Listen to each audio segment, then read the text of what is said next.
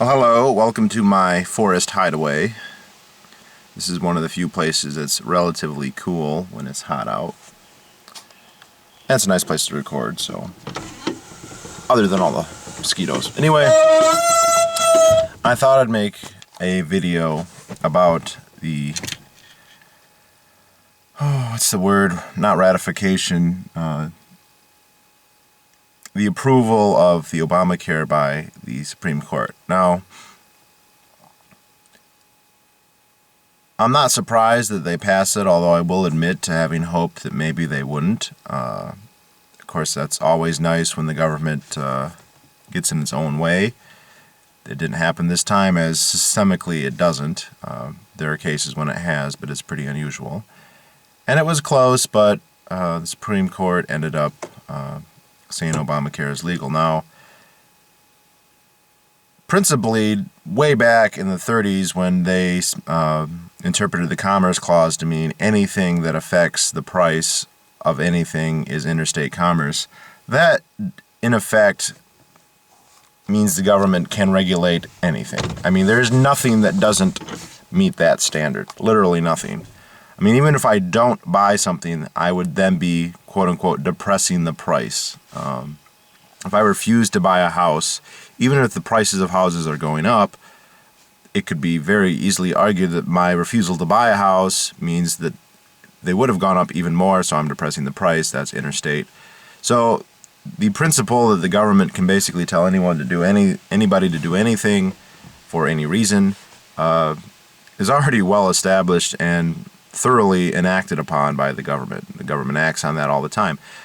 I think it's kind of funny that now they have discovered, just made up another principle that gives them the same sweeping total powers, and that is, apparently, according to Justice Roberts and probably at least four of the others, the government can tax you for doing anything and for not doing anything, which in essence means they can tax you for any reason, for any amount, at any time, regardless of what you do or do not do.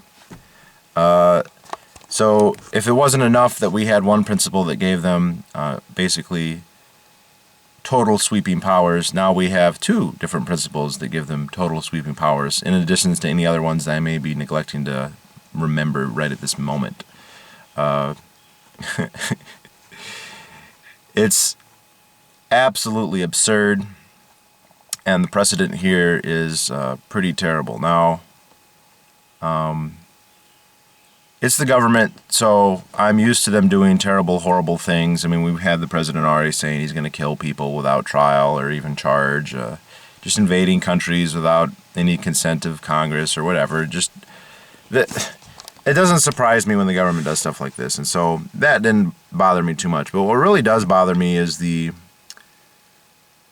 insane joy and rapture experienced by, at least half the country, or something about half, might only be 40% or whatever, but a huge number of people, huge number of my friends, just the people who are ecstatic about this. And it's one of the few things that actually makes me very angry. I don't usually get angry, and after it passed that day, just seeing the posts on Facebook, hearing what people were saying, it just really, really infuriates me. Sorry if I said that wrong. It's one thing to be stupid and waste your own money and destroy your own life. That's sad, but I can't carry water for everybody. Nobody can, so you can't lose too much sleep over that. But to actively support and encourage the destruction of other people's lives, which again, I guess, like war is actually technically probably worse than this. If you're going to advocate war, then that's even worse. But this is just so incredible, and how stupid it is. Just, I can never get over how stupid people can be. It just reaffirms my disgust with the entire principle of democracy. There's no I have respect for people who are apathetic and just don't vote. That makes a lot of sense to me. And I do have respect for people who vote defensively, like they don't want something to pass. Maybe they vote against a bond issue. I know in my local town, they're always trying to raise taxes to waste money on the school that's already way too expensive, and people vote no and they don't have to pay those taxes, and I can appreciate that.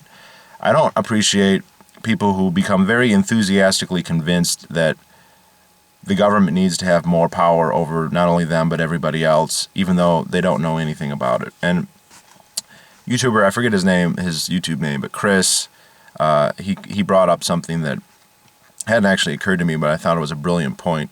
The incentive now is for every single company and corporation to go to the government and lobby them and say, tax anybody who does not use our product. And because that is exactly what Obamacare is doing. It says anyone who does not use the insurance company, and it's not just any insurance companies, the ones that are approved by the government, so an explicit kleptocracy here, they will be taxed and fined.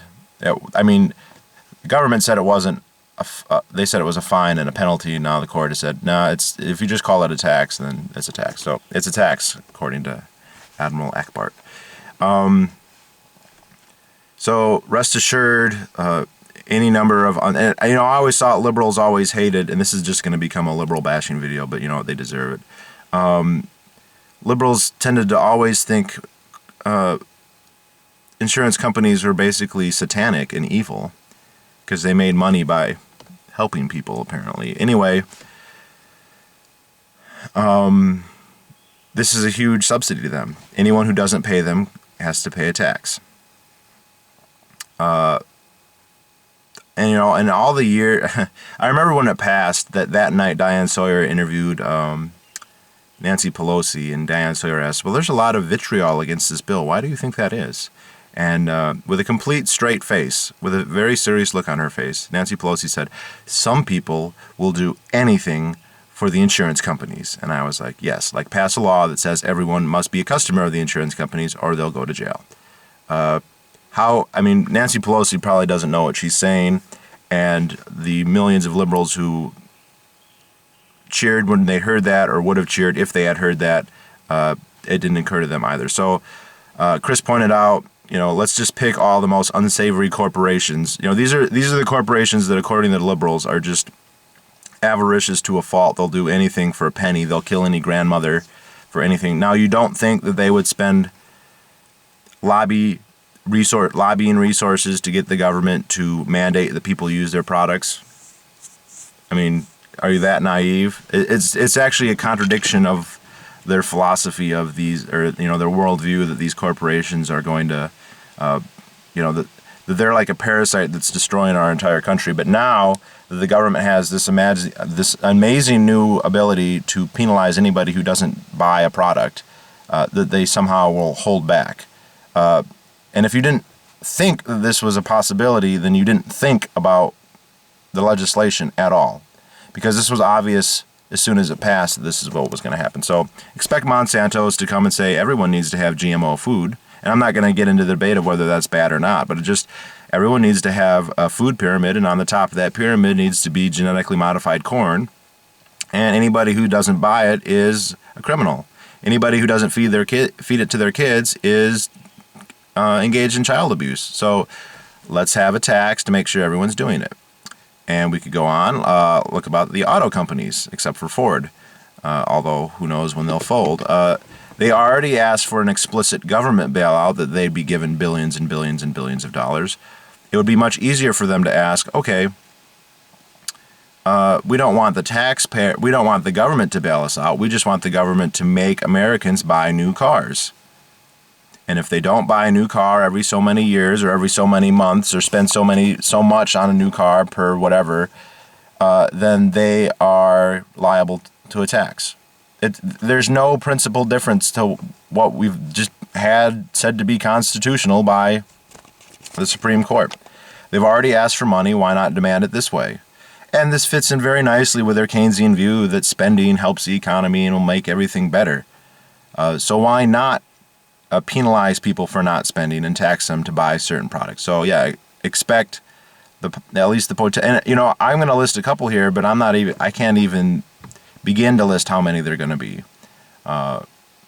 I mean, I'm driving a car. The company that makes the tires is probably thinking, okay, well, it's not safe to have old tires on the road. We should make sure that everyone buys new tires every year, even though most people don't need to get new tires every year.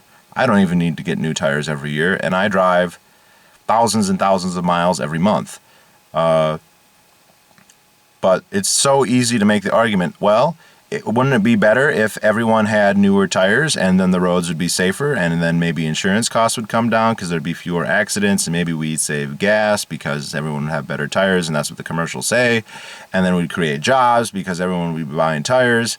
And it just sounds all so reasonable. And then anyone who doesn't buy new tires, well, they have to pay a tax. Look at the United States. You got 300 million people.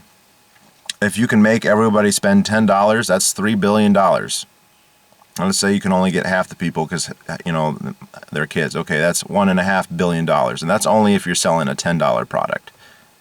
So if there's $1.5 billion at stake, you don't think that they're going to spend $50 million on lobbying to get it passed? And the logic here is so simple and so alluring to people in government, Republicans and Democrats, that rest assured it's going to get passed. And what we'll probably see is we won't see a big debate like we saw with Obamacare. Bills like this will probably get attached into much larger bills that about other things, and somewhere in there there'll be a provision that everyone's got to get a new thermostat, everyone's got to get a new home, everyone's got to get a new car, everyone's got to get a new bank account, everyone's got to get a new clothes, we could just go on and on and on.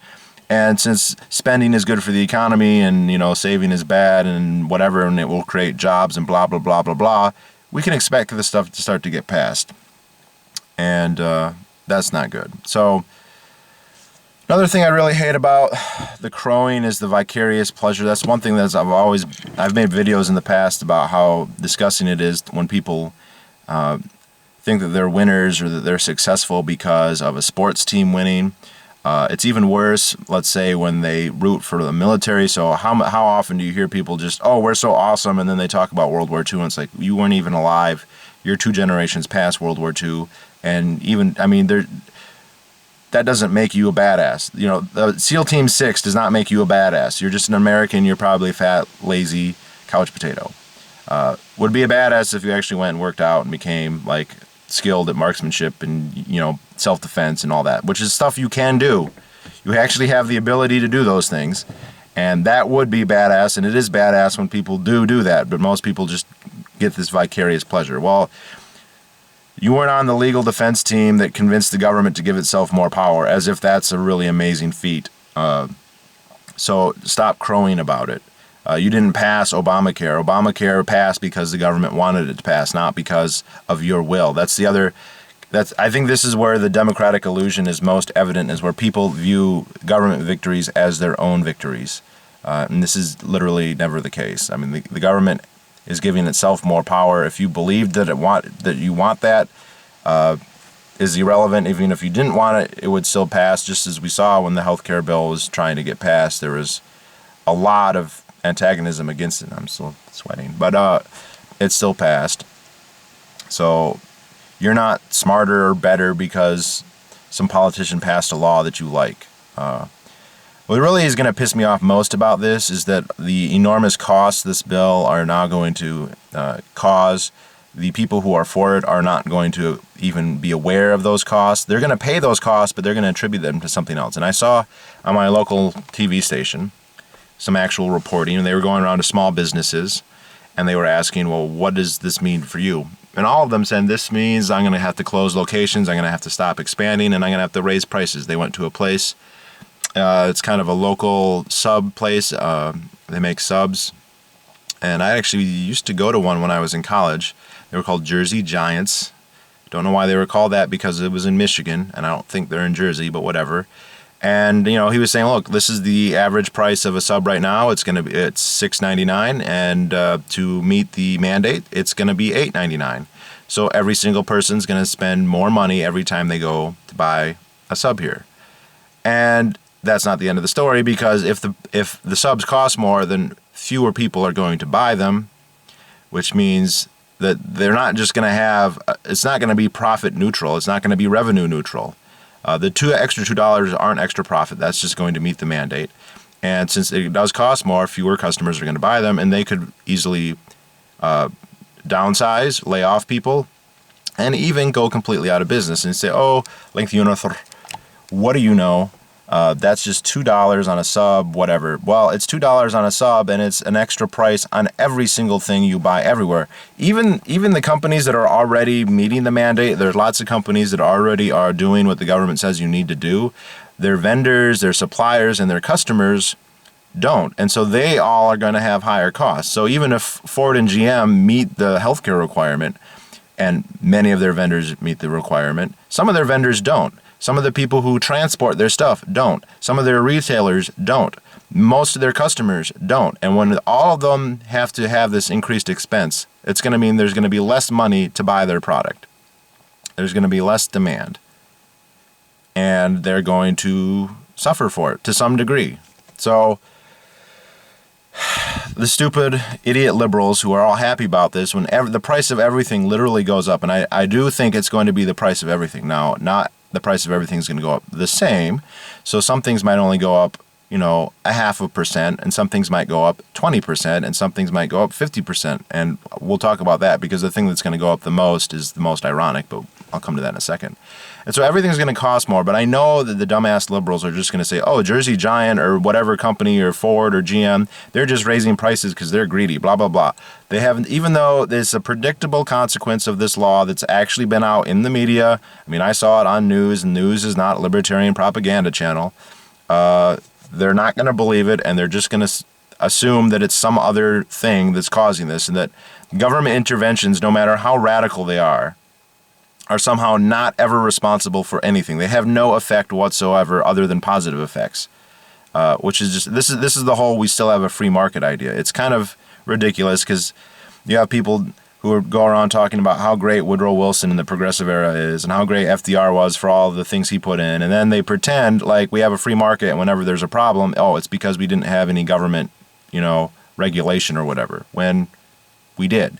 And you have to be a little bit more savvy in your analysis and say, okay, well, distinguishing correlation and causation and analyzing, well, why did this happen? We have both government intervention and market economy, both, so which one's causing it? You can't just say one or the other without a little bit more analysis than that. So, but the field that's obviously going to go up the most is actually healthcare. This is so obvious. If they cannot deny people with previous conditions, and I know people are like, oh, but, and then they'll draw a sap story about some cute child who was born with a genetic condition. Okay, that does happen, and that is sad, but most people with previous conditions have previous conditions because they smoke or because they have terrible lifestyles. Just look at the mortality rate.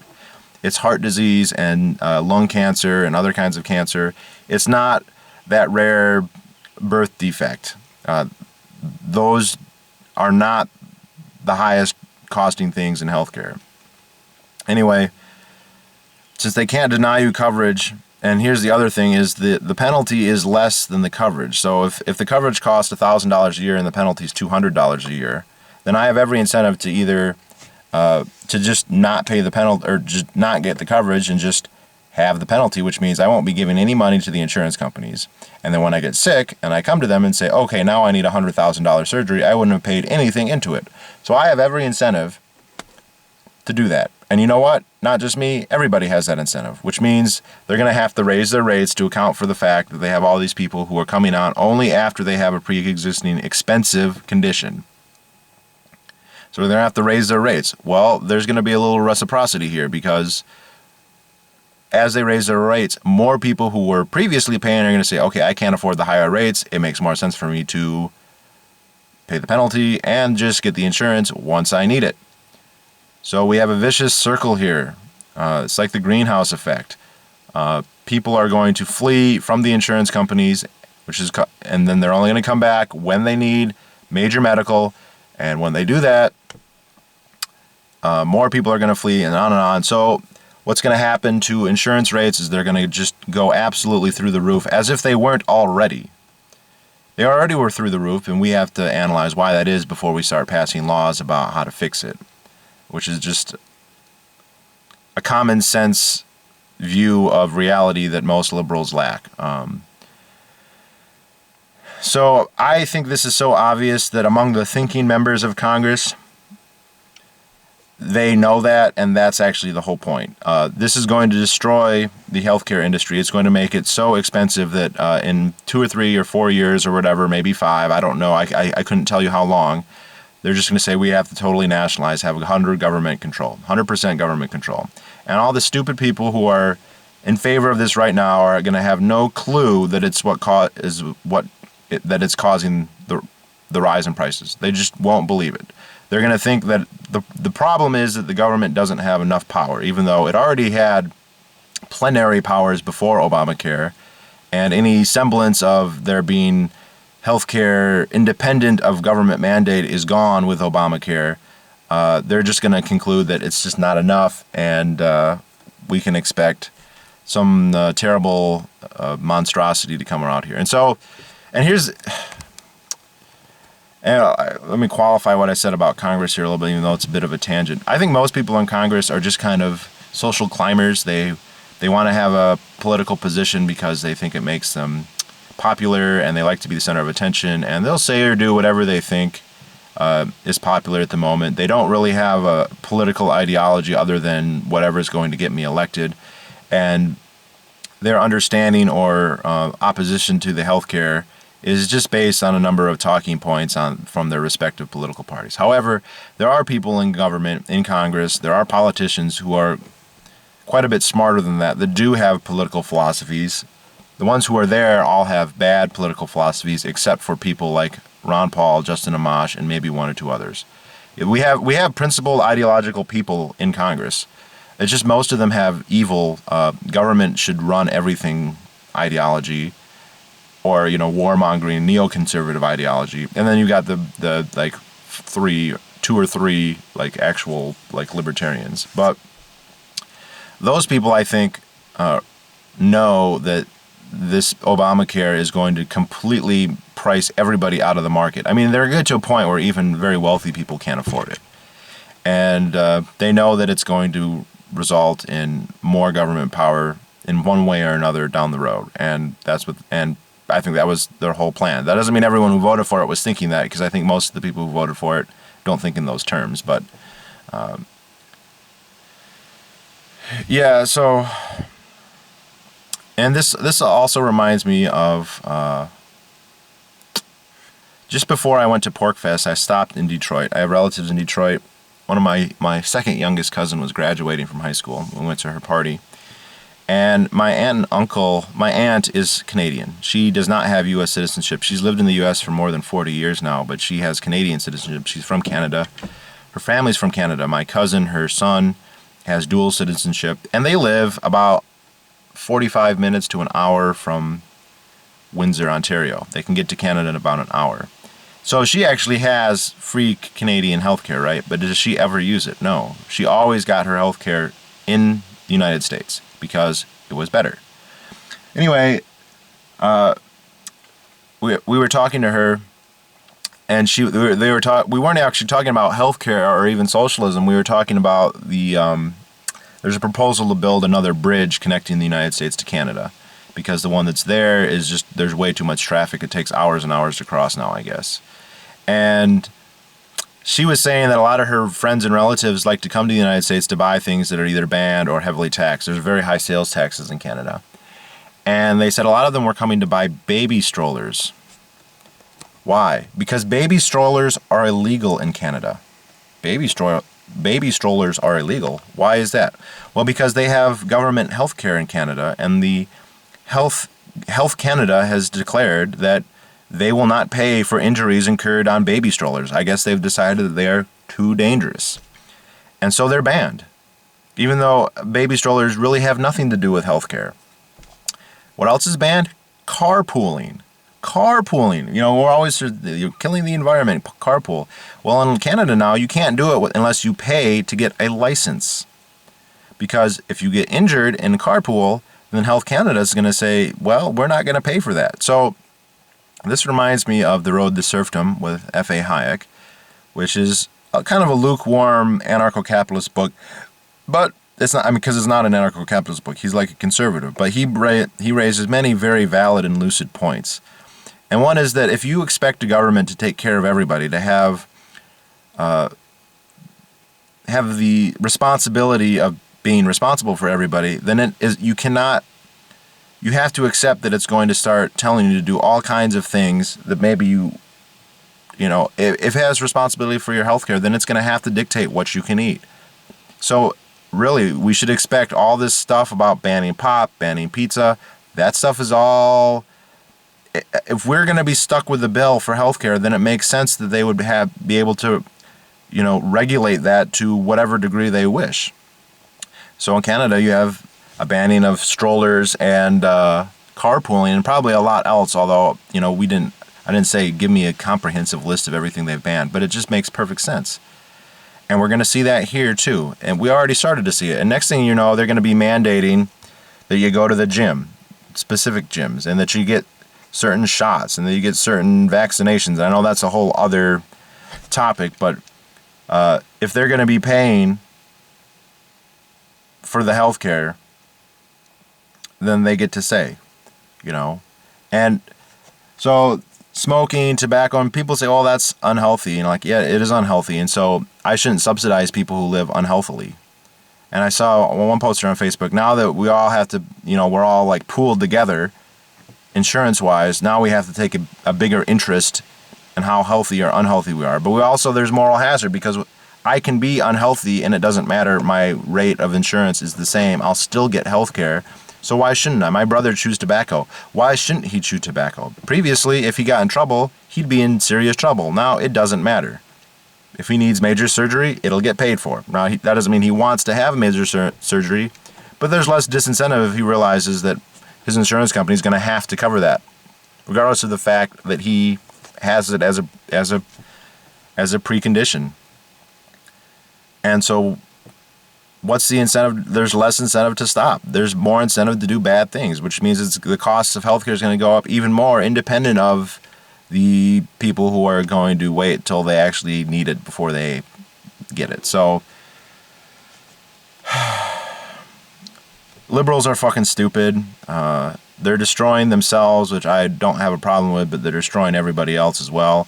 I blame them as much as the government. The government's doing it, and the liberals don't have any say in it, but it's kind of like a German who favors the Holocaust but didn't actually work at a concentration camp. They're still a fucking asshole. And I'd say they're culpable at some point, and to some level. So I think I might have company. Anyway, that's how I feel about it. Pretty upset about it. I'm not surprised that the government okayed itself. The Supreme Court typically does that. But it's still a disaster. And I think all of our hope here is just going to have to be in 10th Amendment stuff, which is good evidence that there's going to be quite a bit of that, although I don't know how effective it will be. And also just people just not doing it. I mean, I heard there's no enforcement arm in it, but I don't know because I haven't read the whole bill. So we'll see. I guess my only advice is healthcare is going to become prohibitively expensive. Once it's nationalized, it's going to become much inferior in quality. I don't see this ever getting repealed. I think there's a chance that there's a very good chance the Republicans are going to gain seats in the House and the Senate. I don't know what the odds are that they take the Senate, but I think they're almost guaranteed to take seats now because of this. I think Obama still has the edge on the election, but it's possible that this could get Romney elected. But I'm certain that if he was elected, and even if the Republicans got a clean sweep, that we would not see a repeal of Obamacare, at least a substantive one. We might see some trimming around and his rhetoric has even been like this. Romney said to repeal and, quote, replace. Yeah, that sounds real not very encouraging, which is about all we can expect from him. And this other funny thing is now the person who's running against Obama is Romney, who is really the father of Obamacare. he's the father of Omnicare, which is largely the basis for Obamacare. So that's very ironic, and it's very telling about the degree of separation between the two political parties. There really isn't any, and it's a farce. It would have been very nice, and I'm not like excluding this 100%, but almost, if we had a real candidate who was principally different running against Obama, but we don't, or very certainly won't, or almost certainly won't. We'll see. But I guess everyone should hit the gym, get the organic food, whatever, primal diet, blah, blah, blah, whatever it takes to stay out of the hospitals, because they're about to become like the VA. And talk to anyone who's been to the VA, and you'll realize that that's not good. So I'll leave you with the soothing breeze of the forest.